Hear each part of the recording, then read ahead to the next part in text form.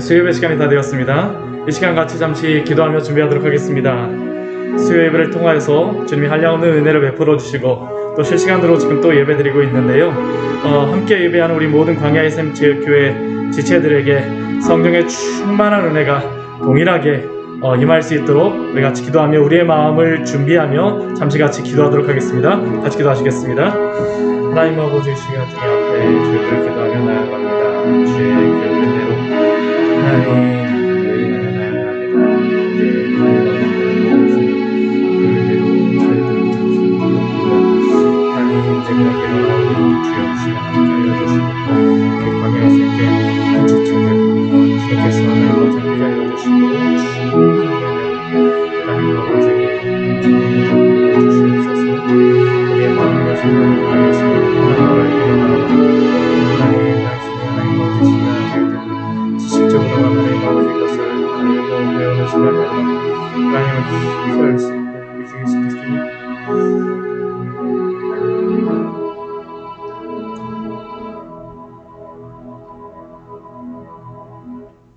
하나님 아버지, 지난 3일 동안 주님의 은혜 가운데에 저희를 지키시고 보호하여 주셨다가 또한 이 저녁 함께 예배할 수 있도록 인도하여 주시니 감사를 드립니다.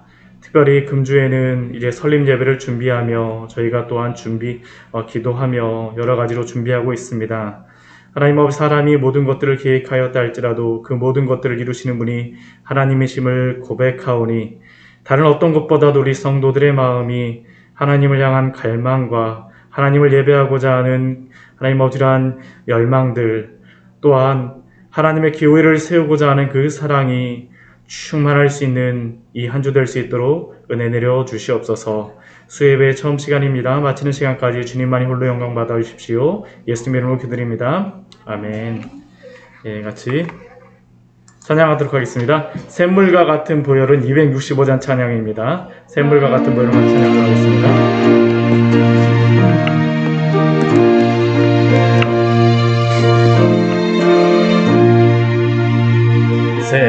샘물과 같은 보혈은 주님의 피로다. 보혈의 죄를 씻으면 정하게 되겠네. 정하게 되겠네.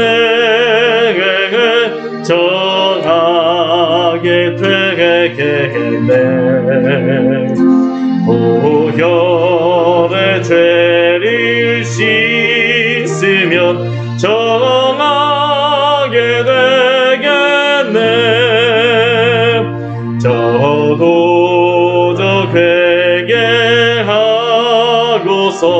보혈에 씻었네. 저도 저 같은 이 몸도 죄 씻기 원하네.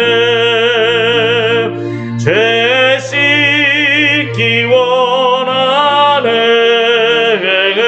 죄 씻기 원하네. 저도 저 같은 이 몸도 죄 씻기 원하네. 죄속함 받은 백성은 영생을 얻겠네. 샘솟듯 하는 비권세 한없이 크도다. 한없이 크도다. 한없이 크도다. 샘솟듯 하는 비권세 한없이 크도다. 날 정케 하신 기본이 그 사랑하노네. 살 동안 받는 사랑을 늘 찬송하겠네. 늘 찬송하겠네. 늘 찬송하겠네. 살 동안 받는 사랑을 늘 찬송하겠네.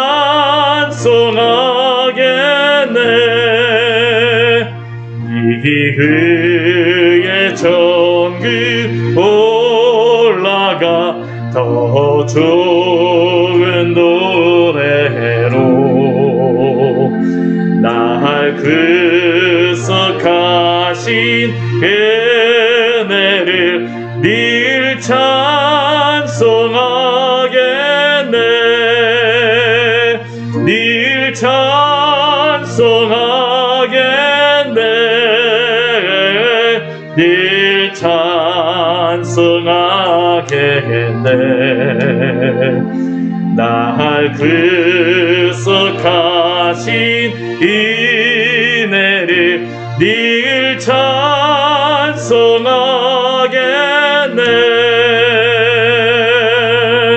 아멘. 잠시 기도하겠습니다. 하나님, 이 시간 또 하이델베르그 요리문답을 통하여서 당신께서 우리에게 성경 전체를 통하여서 알려주시고자 하는 그 진리를 나누고자 합니다. 하나님, 우리가 이것을 배우고 공부하고 저희가 이 시간을 함께 나누는 이유는 저희가 많은 지식을 얻기 위함이 아니라 우리 주 예수 그리스도를 통하여서 우리에게 주신 그 크신 구원이 무엇인가를 알고 또한 그 크신 구원을 소망하고자 하는 그 은혜를 누리기 위하여서 또한 이 시간 또 말씀을 듣고자 하오니 우리의 마음을 주장하여 주시고 온전히 당신께서 성령께서 깨닫게 하여 주신 은혜가 있을 수 있도록 인도하여 주시옵소서. 전하는 자나 듣는 자 모두에게 은혜가 되어지는 시간이 되어지기를 소원합니다. 예수님의 이름으로 기도드립니다. 아멘. 예. 지난 2주 동안 우리는 그 하이델베르그 요리문답 1문답과 2문답을 통하여서요. 우리의 삶의 유일한 위로가 무엇인가에 대하여서 먼저 살펴보았었습니다. 우리의 삶의 유일한 위로가 무엇입니까?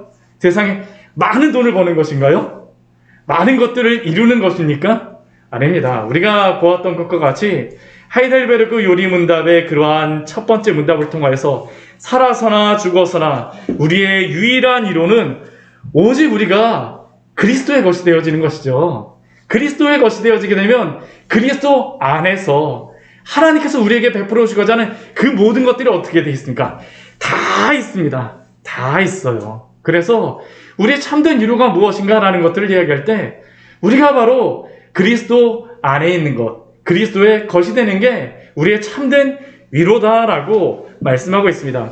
그리고 두 번째 문답을 우리가 지난주에 또 보았었는데요. 우리가 이러한 복된 인생으로 살기 위해서 알아야 될 것이 무엇인가라는 것들에 대해서 보았었는데 거기서 세 가지를 말했었습니다. 첫 번째는 우리의 죄와 비참함이 얼마나 큰가에 대하여서 알아야 된다라고 했었고요. 두 번째는 그 모든 죄와 비참함으로부터 어떻게 구원을 받는 것인가. 죄와 비참함이 얼마나 큰지를 알고 두 번째는 거기서부터 어떻게 구원을 받는가. 세 번째는 그러한 구원을 주신 하나님께 어떻게 감사하는 삶을 살아야 될 것인가 라는 것에 대하여서 그 2문답에서 이야기하는데요. 사실은 이 1문답과 2문답은 하이델베르그 전체가 말하고자 하는 것을 요약한 것입니다. 첫 번째 나의 죄와 2문답에서 첫 번째 우리가 알아야 되는 것, 나의 죄와 비참함이 얼마나 큰가에 대하여서 이제 오늘 말씀을 통하여서 우리가 배우게 될 것입니다. 차례차례 나의 죄와 비참함으로부터 어떻게 구원을 받아야 되는지 또 배울 것이고요.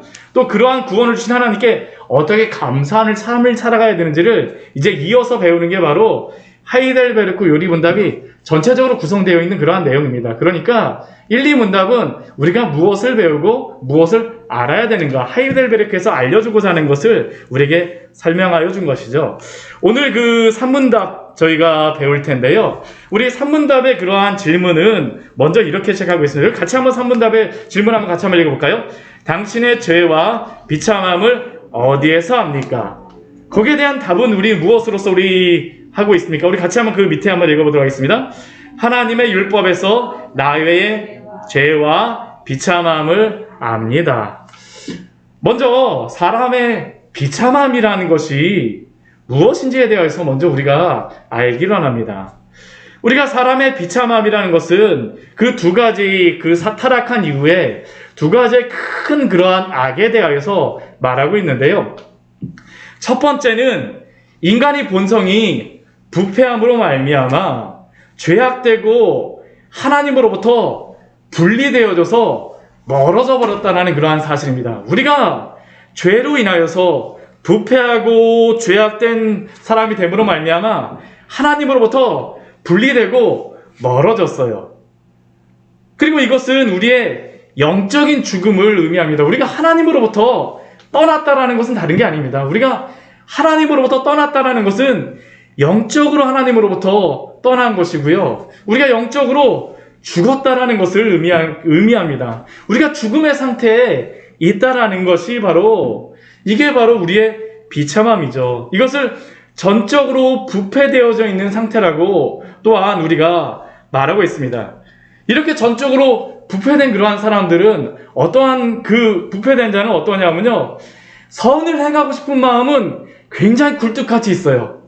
하나님의 뜻을 행하고 싶은 마음에 의지가 있다 할지라도 문제는 무엇일까요? 하나님이 원하시는 선을 할 수 없고요. 오히려 죄의 노예가 되어져서 죄에 붙잡혀져 있는 그러한 마음이 바로 전적으로 타락했다라는 것입니다. 그게 노예 의지를 가졌다라고 성경 신학자들은 이야기를 하는데요. 이 노예 의지를 가졌다는 게 다른 게 아니라 죄의 노예가 되어져서 우리가 하나님의 것을 행하고 싶지만 하나님의 것을 행하지 않아요. 그래서 구원받지 않은 사람들은 하나님을 기쁘게 하지 않고요. 누구를 기쁘게 할까요? 나를 기쁘게 하는 것을 하는 겁니다. 이게 바로 부패하였다는 그런 의미입니다. 또 두 번째는 무엇이냐 하면 이 부패성으로 인하여서 우리가 하나님으로부터 거부되어졌고요. 그리고 그 죄에 대하여서 책임이 있다라는 겁니다. 책임이 있어요. 죄책이 있다라고 보통 이야기하는데요. 그래서 이렇게 죄에 대한 책임이 있는 사람은 어떻게 되겠습니까?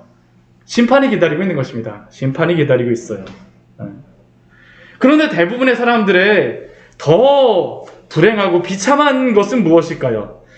그것은 자신이 하나님의 위로는커녕 이렇게 죄와 비참함의 상태에 있다는 것조차도 인지하지 못하고 있다는 게 더 안타까운 사실이죠. 더 안타까운 사실입니다.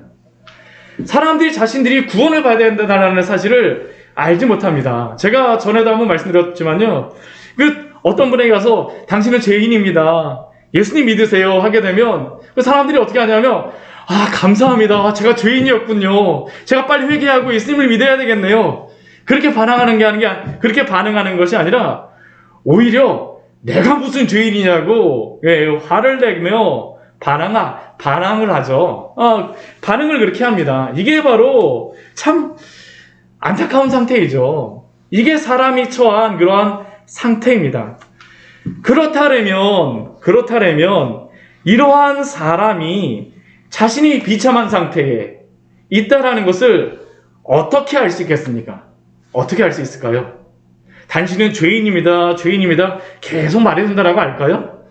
오히려 그것은 역효과만 일어납니다. 역효과만 일어나요.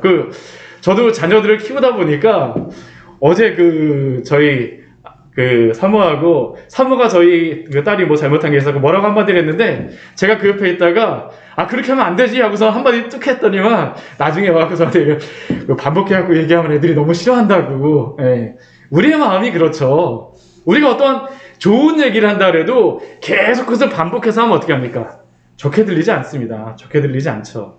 그러면 우리가 어떻게 우리가 비참한 상태에 있다는 것, 죄에 빠져 있다는 것을 알게 되겠습니까?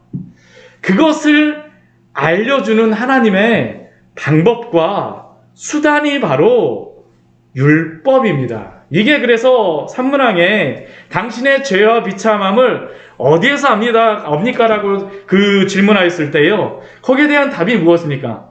하나님의 율법으로부터, 하나님의 말씀으로부터 자신이 죄인이라는 것을 깨닫게 되어지죠. 하나님의 율법은 하나님의 계시된 뜻으로 우리가 무엇을 해야 될지 말아야 할지를 가르쳐주는 그러한 내용이 있죠. 무엇을 해야 될지 알아야 될지를 알려줍니다. 그래서 로마서 3장 20절 말씀을 보게 되면요, 이렇게 말씀하고 있습니다. 근데 로마서 3장 20절 말씀 보면 이렇게 말씀하고 있습니다. 우리 말씀 같이 한번 찾아보도록 할까요? 로마서 3장 20절의 말씀입니다.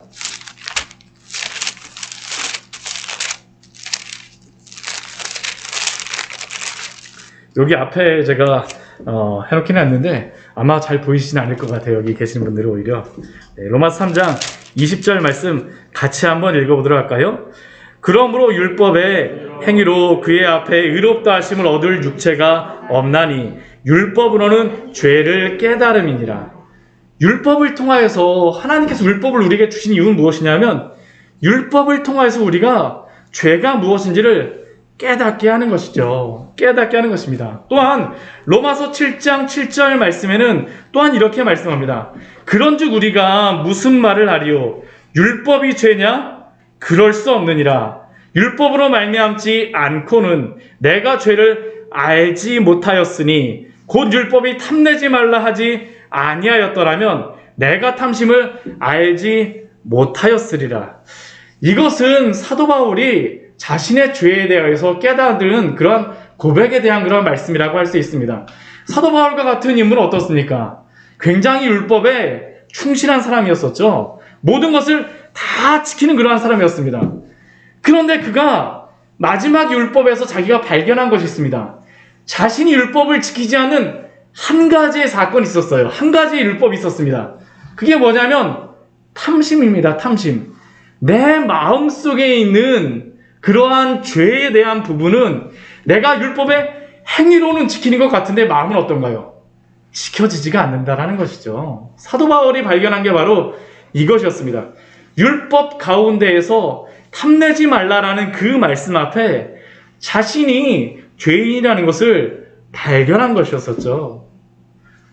또한 율법을 통하여서 우리의 속에 있는 수많은 악이 있으며 본성 자체가 하나님께서 원하시는 것과 반대로다 우리가 행한다라는 것을 또한 알 수 있습니다. 우리가 율법을 우리의 말씀을 보게 되면요, 우리가 하나님이 원하시는 것과 반대로 이렇게 행하는 것을 우리가 스스로에게 발견하곤 합니다. 그래서 인간의 그러한 비참함과 자신의 부패성이 있다는 것을 발견하게 되죠. 깨닫게 되어집니다. 그리고 그 깨닫게 되어지는 부분이 한 부분만을 보는 것이 아니라요, 내 삶의 총체적인 부분에서 내가 하나님의 말씀을 떠나 있구나라는 것을 깨닫게 되어집니다. 그래서 하나님의 율법을 통하여서 우리는 단지 몇 가지 정도만 죄를 지은 자가 아니라 나 자신이 죄 가운데에 죄덩어리로서 살아왔구나라는 것을 깨닫게 되어지죠. 깨닫게 되어집니다. 이게 바로 율법을 통하여서 하나님이 우리에게 깨닫게 하시고자 하는 것입니다. 깨닫게 하시고자 하는 것이에요. 로마서 7장 24절 말씀에서 이렇게 사도 바울은 고백하였습니다. 오호라 나는 공고한 사람이로다. 이 사망의 몸에서 누가 나를 건져내랴. 내가 율법을 지키고 살아가고자 했지만 어떤 것으로서도 내가 그 율법을 지키지 못한다는 것을 발견하기 때문에 내가 공고한 사람이다라고 고백할 수밖에 없다라는 겁니다. 근데 문제는 무엇이냐면요, 이 율법이라고 하는 이 하나님의 말씀을 피상적으로 이해해서는 철저하게 우리가 회개하지 못합니다. 지식적으로만 알아서는 하나님 앞에 회개하지 못하는 그러한 부분들이 있습니다. 우리가 이것을 알 수 있는 게 무엇이냐 하면요, 우리 누가복음 우리 말씀을 한번 찾아보도록 할까요? 우리 누가복음 10장의 말씀에 보게 되면요,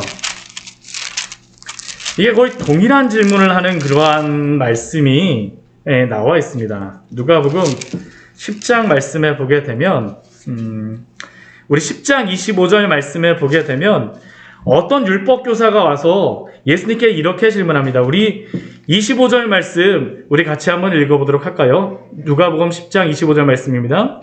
어떤 율법교사가 일어나 예수를 시험하여 이르되 선생님, 내가 무엇을 하여야 영생을 얻으리이까?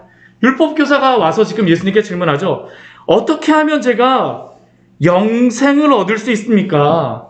영생을 얻을 수 있습니까? 지금 이 율법교사가 예수님께 이렇게 질문하는 것은 나는 당연히 영생을 얻을 만한 사람이라는 그러한 자신이 있었기 때문에 예수님께 질문하는 것입니다. 그리고 예수님께서 뒤에 말씀해 보게 되면요, 무엇이라고 기록되었느냐 하니까 그가 마음을 다하고 목숨을 다하고 하나님을 사랑하고 이웃을 사랑하라라고 말하였을 때 그가 또 뭐라고 대답하느냐, 예수님께서 뭐라고 대답하시냐면 내 대답이 옳도다, 이를 행하라, 그러면 살 것이다 라고 말씀하세요. 그때 그 사람이 어떻게 합니까? 자기를 옳게 보이려고.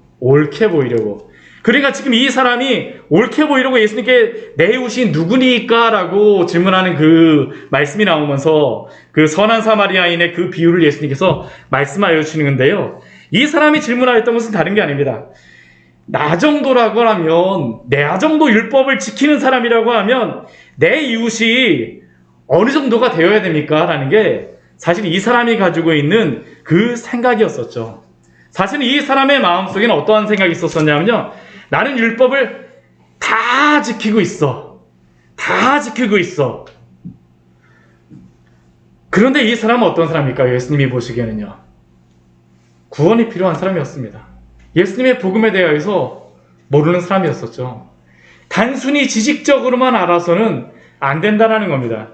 우리 이것과 거의 비슷한 말씀이요, 누가복음 18장 말씀에도 나와 있습니다. 누가복음 18장 말씀에 보게 되면요, 또 영생을 질문하는 그 질문이 두 군데가 나와요. 누가복음 다른 복음서에도 이 말씀들이 나오는데, 우리 누가복음 18장 말씀에 보게 되면 부자 청년이 와서 예수님께 질문을 하죠. 부자 청년이 누가복음 18장 우리 18절 말씀에 보게 되면 우리 그 질문이 무엇입니까? 우리 같이 한번 읽어볼까요? 누가복음 18장 18절 말씀입니다. 어떤 관리가 물어 이르되 선한 선생님이여, 내가 무엇을 하여야 영생을 얻으리이까? 우리 앞에서도 10장에서도 율법교사가 어떻게 하여야 영생을 얻으리이까 질문하였었는데, 우리 18장 말씀에서도 이 어떤 관리 청년이라고 또 나오는데요, 내가 어떻게 하여야 영생을 얻으리이까? 예수님께서 뭐라고 말씀하실까요? 뒤에 말씀해 보거든요. 십계명 지키라고 말씀하셨어. 십계명 지킬 것을 말씀하세요. 4계명 이후로 다 쭉 말씀하시거든요. 그러니까 그 청년이 뭐라고 얘기할까요? 저 다 지켰어요. 그때 예수님께서 뭐라고 말씀하십니까?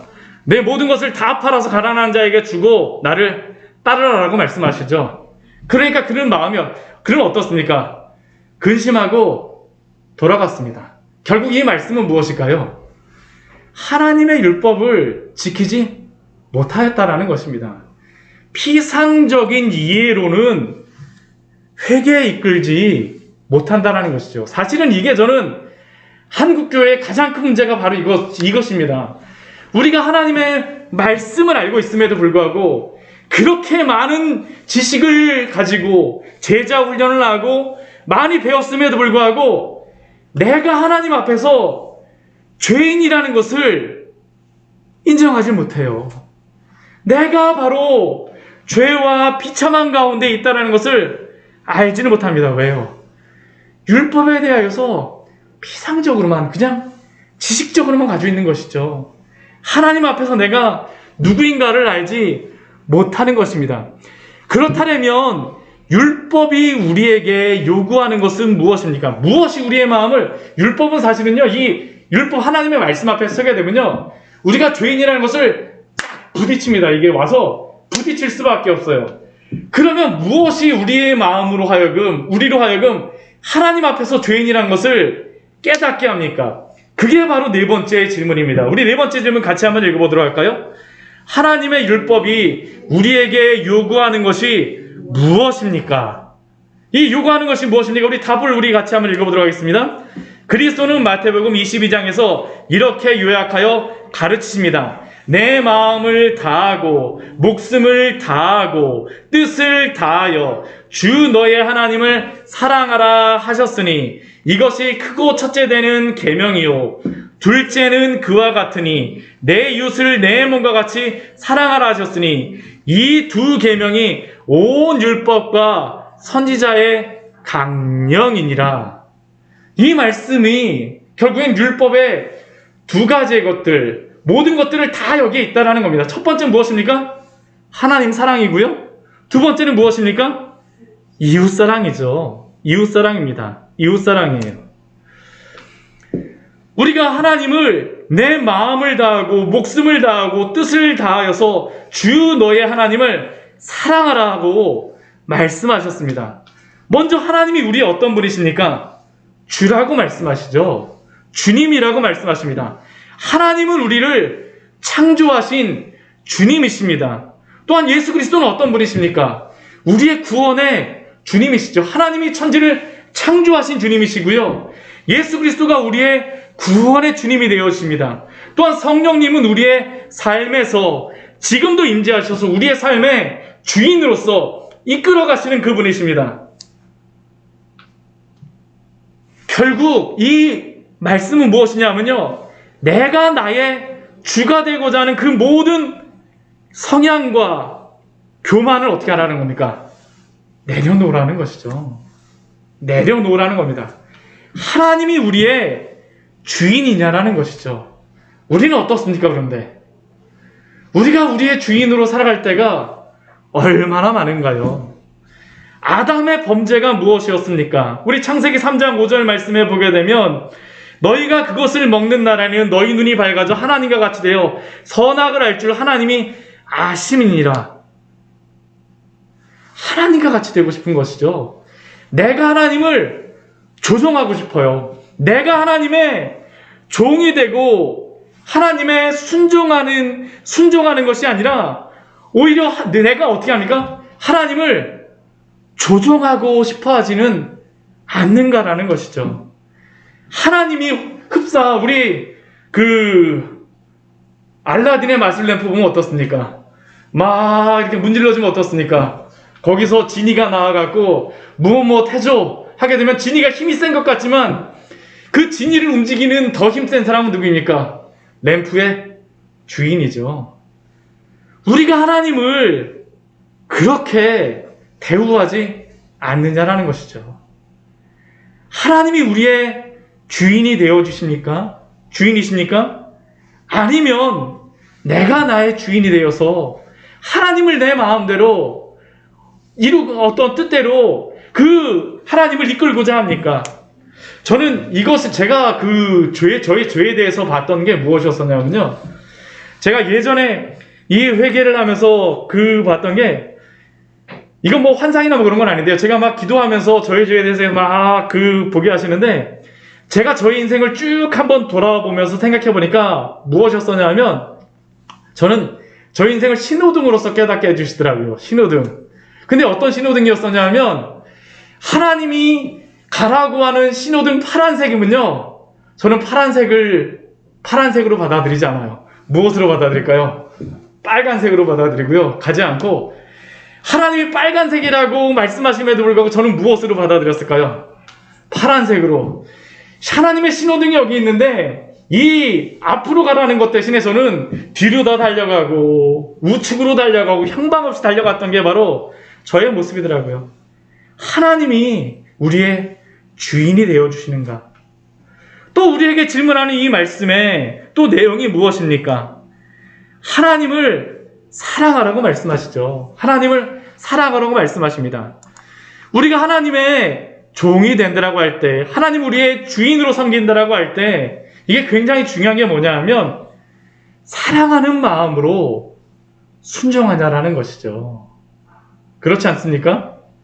우리가 그 자녀들한테 야 아빠가 목이 마른데 물 한 잔 갖다 줄래? 그러면 그 물 한 잔 갖다 줄 때 아빠 물 먹어가지고 딱 이렇게 주게 되면 이게 어떻습니까? 네. 이게 그 받으면서도 마음이 그렇게 썩 유쾌하지 않을 때가 있어요. 그렇죠? 왜 그럴까요? 자원하는 마음이 아니기 때문이죠. 하나님께서 우리에게 이것을 요구하십니다. 주 너의 하나님을 사랑하라. 우리가 하나님을 섬기고 순종한다라고 할 때에 자원하는 마음, 사랑하는 마음이 있어야 된다는 것이죠. 사랑하는 마음. 그리고 또 어떻게 사랑해야 됩니까? 우리의 마음을 다해서, 우리의 마음의 성향이 하나님께로만, 목숨을 다하여서, 우리의 의지도 하나님께로만, 뜻을 다하여서, 우리의 지식과 감정도 다 하나님께로만, 힘을 다하여서, 나의 모든 것을 다하여서 하나님께로 향해야 된다는 것이죠. 즉 하나님의 우리의 주인 되어주시고 우리가 사랑한다라고 할 때에요, 하나님께서는 우리의 전부를 원하십니다. 전부를 원하세요. 우리의 99%가 아니고요, 하나님께서는 그분에게 100%의 그러한 사랑과 100%의 그러한 순종을 원하신다는 것을 이 말씀에서 우리에게 말씀하고 있는 겁니다. 내 마음을 다하고 목숨을 다하고 뜻을 다하여 주 너의 하나님을 사랑하라. 이것이 무엇입니까? 첫 번째 되는 가장 큰 계명이라는 겁니다. 그리고 하나님을 이렇게 가장 사랑하는 계명에서 나머지 계명들이 어떻게 될까요? 다 파생됩니다. 파생되어져요. 이웃사랑도 어디로부터 나올까요? 하나님 사랑으로부터 나옵니다. 하나님 사랑으로부터 나와요. 이게 바로 그 뒤에 우리 둘째도 그와 같으니 내 이웃을 내 몸과 같이 사랑하라 하셨으니 이 두 계명이 온 율법과 선지자의 계명이라 라고 말씀하시죠. 이웃사랑에서는 우리가 한 가지 우리가 분명히 생각할 게 있습니다. 우리 하나님 사랑에서는 어떻습니까? 온 모든 것들을 다해서 하나님을 사랑하라고 하지만 이웃을 사랑할 때는 조건이 무엇입니까? 내 몸과 같이죠. 내 몸과 같이 한계가 분명히 있다는 것입니다. 하나님보다 더 사랑하면 안 된다라고 하나님이 우리에게 말씀하여 주시는 거죠. 만약 이웃 사랑을 하나님 사랑보다 더 크게 높이거나 혹은 하나님 사랑과 이웃 사랑을 동일하게 놓고 똑같이 섬겨야 된다라고 주장한다라면 그것은 하나님의 계명을 어떻게 하는 걸까요? 어기는 것과 같다라는 것입니다. 분명히 예수님께서는 하나님 사랑에는 마음과 목숨과 뜻과 힘을 다하여서 하나님을 사랑하라고 말씀하시죠. 이게 바로 이웃에 대하여서 신구약을 통해서 우리에게 분명히 말씀하여 주시는 것입니다. 우리 이웃사랑에 대하여서 우리가 말씀할 때 우리 이웃사랑에 대한 십계명의 말씀이 무엇입니까? 우리가 살인하지 말라라는 그 말씀서부터 우리 분모공경서부터 나오죠. 그렇죠? 분모공경에 대해서 나오고 살인하지 말라라는 말씀이 나오고 간음하지 말라라는 말씀이 나오고 도둑질하지 말라라는 말씀이 나오고 거짓 증거하지 말라라고 말씀하시고 내 이웃을 탐내지 말라라고 그러한 말씀들을 하시는데요. 이 말씀들은 또 어디에서 예수님께서 말씀하셨습니까? 마태복음에서 우리가 마태복음 5장 산상수훈 말씀에서 예수님께서 또 말씀하셨었죠. 살인하지 말라라는 것은 무엇입니까? 우리 예수님께서 마태복음 말씀에서 무엇이라고 말씀하세요? 형제에게 노하는 자마다, 미워하는 마음을 가진 자마다, 나가라고 하는 자마다 어떠한 자라고 말씀하십니까? 살인하는 자라고 말씀하시죠. 간음에 대해서는 예수님께서 뭐라고 말씀하세요?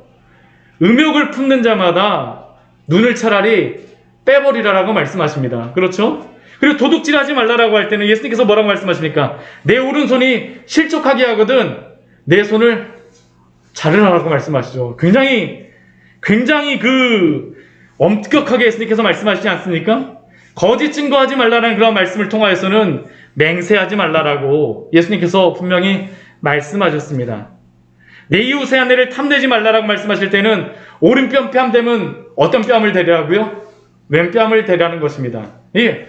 오른편 뺨을 때린다는 것은 어떤 의미, 제가 전에 한번 말씀드렸었죠. 손등으로다 이렇게 딱 때리는 것입니다. 근데 이 손등으로다 맞게 되면 기분이 어떨까요? 굉장히 안 좋죠.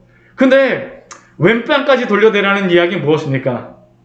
여기도 마저 때려주세요 하고선 대라는 것이죠. 이것이 무엇이겠습니까? 이웃사랑을 이렇게 해야 된다라고 예수님께서는 말씀하십니다. 그런데 무엇일까요?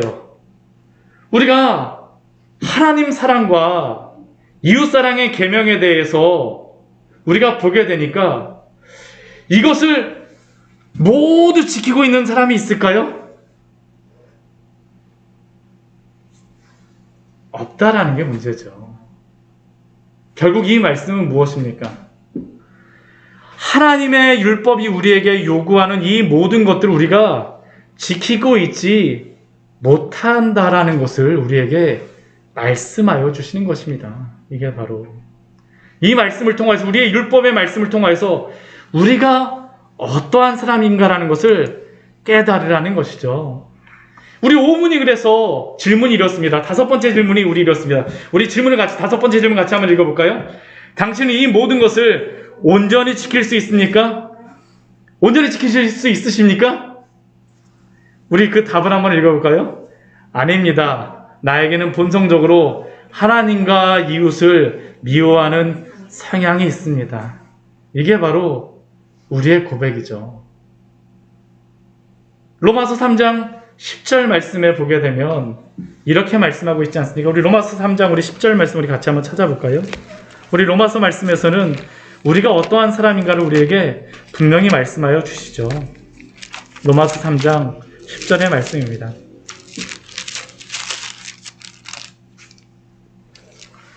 로마서 3장 10절 같이 한번 읽어보도록 하겠습니다. 기록된 바 의인은 없나니 하나도 없으며, 의인 없나니 하나도 없고요. 우리 20절 말씀 우리 또 같이 한번 읽어보도록 하겠습니다. 그러므로 율법의 행위로 그의 앞에 의롭다 하심을 얻을 육체가 없나니 율법으로는 죄를 깨달음이니라. 하나님의 율법 앞에 의인은 하나도 없고요. 율법의 행위로 우리에게 하나님이 우리에게 알고야 하시고자 하신 것이 무엇입니까? 율법으로는 의롭다함을 얻을 육체가 없나니 율법으로는 죄를 깨달음이라는 것이죠. 율법이 우리에게 무엇이 되는 겁니까? 거울이 되어지는 것입니다. 거울이 되어지는 것이에요. 저도 이 가끔가다 보게 되면 아까도 이 넥타이를 이렇게 하다 보니까 이만큼 내려와서 있더라고요. 거울을 싹 지나가다 보면서 넥타이 내려왔네 하니까 이거 어떻게 하니까 쓱 올렸지. 우리가 거울의 목적이 바로 그것 아닙니까? 율법을 통하여서 우리가 어떠한 사람인가를 알게 하시는 것이죠. 저는 구약 성경이 우리에게 계속 우리가 창세기 말씀을 보았었지만 구약 성경에 한번 전체를 한번 요점을 한번 살펴보십시오. 창세기의 내용이 무엇입니까? 하나님이 천지를 창조하시고 근데 그 뒤에 어떻게 돼요? 인간이 범죄하고 쫓겨나게 되고 노아의 때 어떻게 합니까? 또다시 인간이 범죄하고요. 겨우 살아났는데 어떻습니까? 다시 범죄합니다. 그때 어떻게 합니까? 하나님이 아브라함을 택하시고 이삭을 택하시고 야곱을 택하시고 요셉을 택하셔서 이제 출애굽기 말씀에서 어떻습니까? 이스라엘 민족을 크게 60만으로 만들어갖고 거기서 구원해 내세요. 그리고 어디로 다 들어가게 하십니까? 가나안 땅에 들어가게 하세요. 가나안 땅에 들어가면서 그냥 들어간 게 아니었습니다. 레위기의 말씀을 통하여서요. 민수기의 말씀을 통하여서 신명기의 말씀을 통하여서요. 어떻게 하나님을 그곳에서 섬겨야 될지를 다 알려주세요. 다 준비시키십니다. 그리고 여호수아를 통해서 땅을 취하게 하세요. 그리고 그 뒤에 역사서의 말씀을 보게 되면 다윗을 통해서 나라를 건설하시고요. 이스라엘이라고 하는 그 나라가 부강하게 됩니다. 그런데 우리가 얼마 전에 보았던 우리 그 이사야의 말씀에서는 어떻게 됩니까? 북이스라엘이 하나님께 불순종함으로 말미암아 멸망하게 되죠. 또한 에스겔 말씀에서는 또 어떻게 되겠었습니까? 남유다도 하나님 앞에 불순종함으로 말미암아 멸망하게 되어지는 것이죠. 결국 성경에 나와 있는 그러한 역사는 사람의 순종의 역사라기보다는 하나님의 율법에 대하여서 불순종한 그러한 모습들을 그대로 보여주는 것입니다. 한 사람을 통하여서만 보여주시는 것이 아니라요, 이스라엘이라고 하는 민족을 통하여서 오랜 세월을 통하여서 증명되어진 것이죠. 우리가 어떠한 존재인가, 어떠한 존재인가.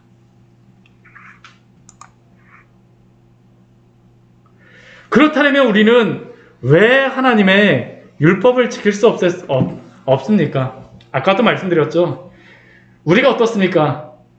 우리가 하나님 앞에서 하나님의 뜻을 지키고 싶은데요, 우리의 의지는 무엇의 노예가 되었습니까? 죄에게 노예가 되었어요. 죄를 따라가는 자들이 되어졌다는 것이죠.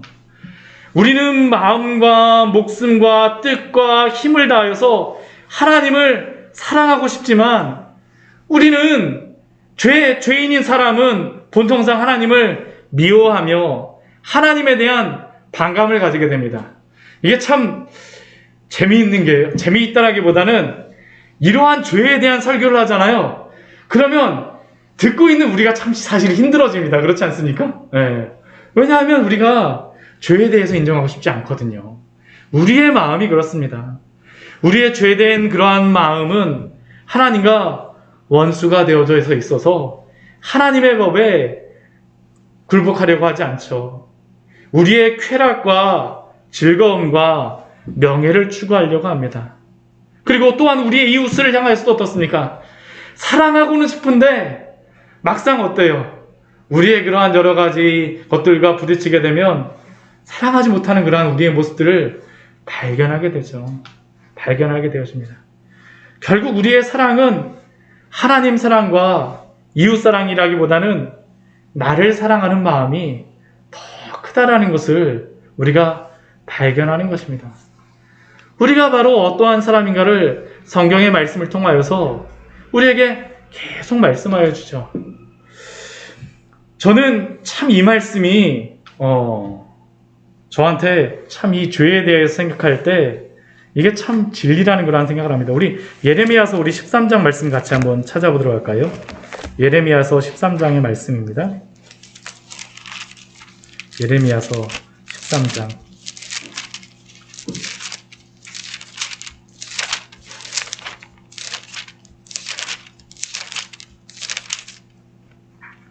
13장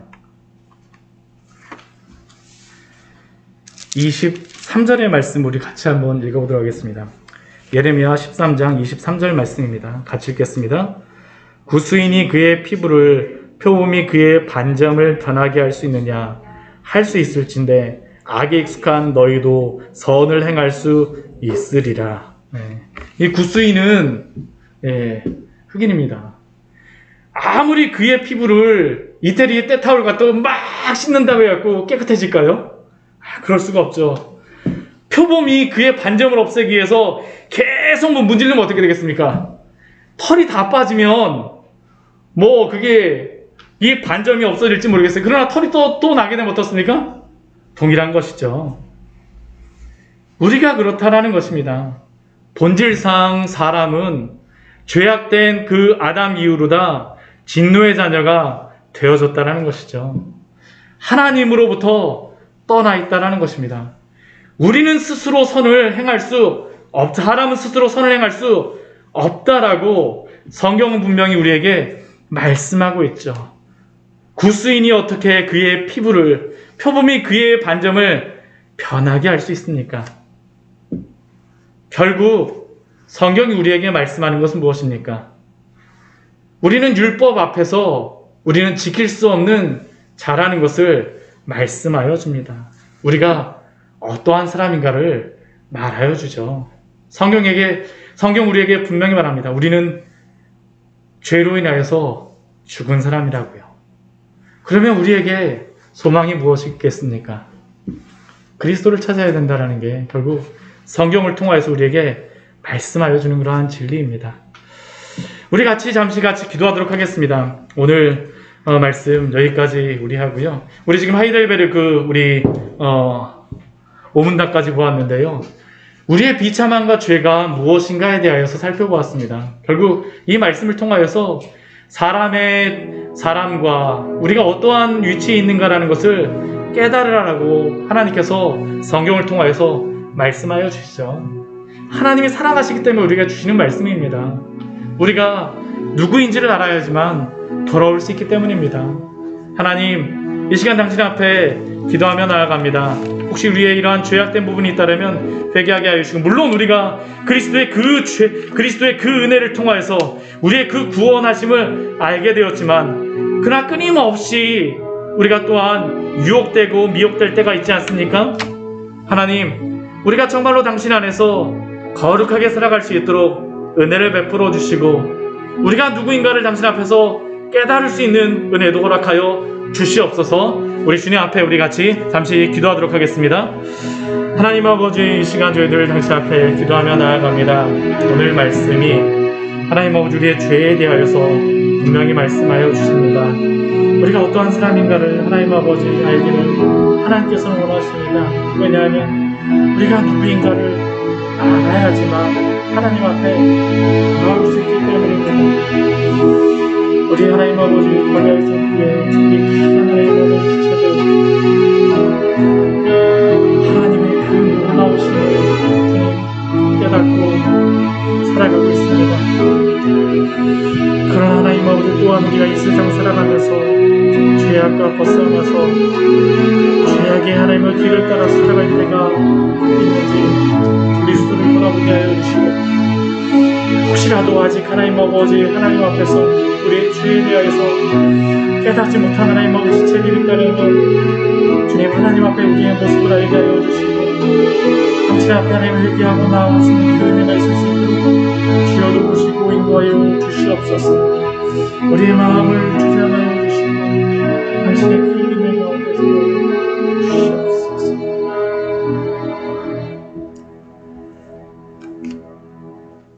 하나님, 오늘 말씀을 통하여서 또한 죄에 빠진 사람이 어떠한 처지에 있는가를 분명히 알려주니 감사를 드립니다. 우리 광야의 샘교회 지체들, 하나님 아버지 그 죄로부터 우리를 구원하여 준 줄 믿습니다. 그러나 아직까지 이 죄에 대하여서 우리의 비참함이 무엇인가에 대하여서 알지 못한 그러한 지체들이 있다면 하나님의 그 영광의 그 빛 가운데에 우리가 누구인가를 깨닫게 하여 주시고, 이 세상의 덧없음을 저희가 깨달음으로 말미암아 오직 하나님께로, 우리 주 예수 그리스도께로 회개하며 돌아갈 수 있는 은혜가 있을 수 있도록 또한 은혜를 베풀어 주시옵소서.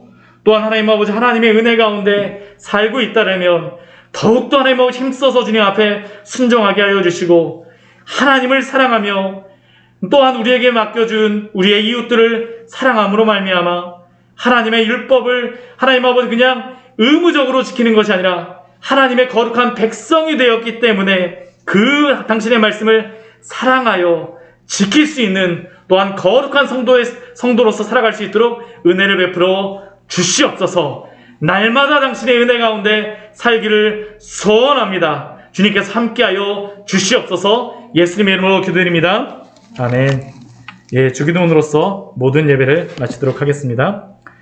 하늘에 계신 우리 아버지여, 이름이 거룩히 여김을 받으시오며 나라가 임하시오며 뜻이 하늘에서 이루어진 것 같이 땅에서 이루어지이다.